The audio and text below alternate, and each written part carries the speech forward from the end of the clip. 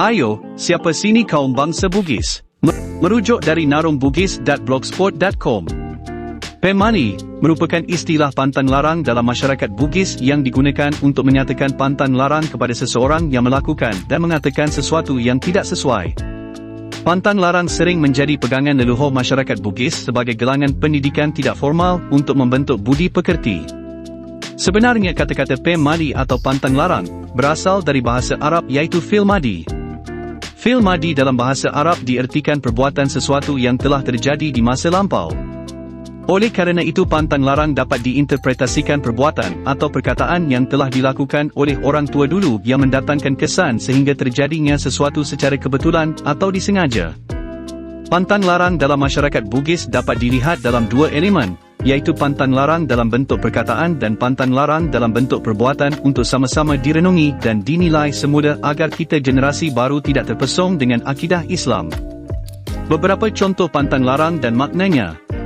1. Pantang bagi seorang gadis menyanyi di dapur apabila sedang memasak atau menyiapkan makanan. Masyarakat Bugis menjadikan pantang menyanyi pada saat sedang memasak. Akibat daripada ketidakpatuhan ini dikatakan bahawa mereka akan mendapat suami yang tua. Namun demikian dari segi ilmiah tidak terdapat hubungan antara menyanyi di dapur dengan mendapat jodoh. Kerana jodoh itu ditentukan oleh Allah. Namun demikian, pantang larang di atas sebenarnya memiliki hubungan dengan masalah kebersihan dan kesihatan. Menyanyi di dapur dapat mengakibatkan keluarlah tampias ludah daripada mulut yang kemudian terpercik ke makanan. 2. Gadis tidak boleh tidur sampai tengah hari sebab rezeki tidak menyinggah di rumah. Selain itu leluhur kita mengatakan mereka yang lambat bangun akan mendapat jodoh yang lambat. Sebenarnya seorang gadis tidak baik bangun tengah hari kerana ia merupakan cerminan daripada sikap malas dan boleh membantutkan kerja di dalam rumah.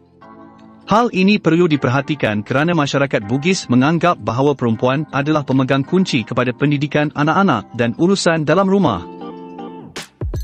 Jika dikaitkan dengan lambat terima jodoh kerana lelaki tidak akan mahu berkahwin dengan wanita yang lambat bangun sebab khuatir mereka akan mengabaikan tanggungjawab sebagai ibu dan isteri dalam rumah tangga. Dari segi kesihatan pula lambat bangun akan menyebabkan badan menjadi lemah. 3. Pantang orang tidur pagi jika jenazah jiran kita belum diusung ke tanah perkuburan. Masyarakat Bugis dilarang tidur pagi sekiranya terdapat jiran yang meninggal dunia. Sebenarnya falsafah daripada larangan ini adalah sebagai satu simbol menghormati jenazah dan sebagai satu cara kita turut bersimpati dengan jiran.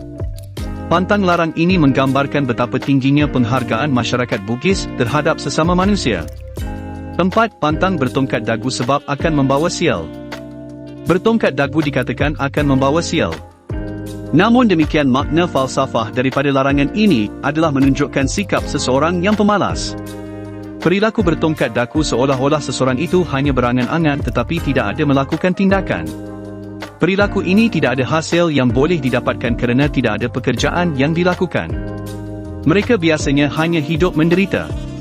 Oleh itu perbuatan ini dianggap sial kerana tidak mampu melakukan pekerjaan yang mendatangkan hasil untuk memenuhi keperluan hidupnya. 5. Pantang larang anak-anak berbaring bertiarap sebab menyumpah ibunya mati cepat. Bagi kanak-kanak yang suka bertiarap mereka pastinya akan ditegur kerana dikatakan ingin menyumpah ibunya agar mati cepat. Sebenarnya ancaman ini mencerminkan bahawa masyarakat Bugis sangat menghormati orang tuanya sehingga larangan itu dikaitkan dengan kematian ibu. Jika kita lihat dari sudut kesihatan berbaring tiarap boleh mengakibatkan sakit di dada atau sakit perut. Pantang larang ini berfungsi mendidik anak untuk menjadi orang memegang teguh etika, memahami sopan santun, dan menjaga budaya leluhur. Anak merupakan generasi yang harus dididik agar membesar menjadi insan berguna dan tidak memalukan keluarga.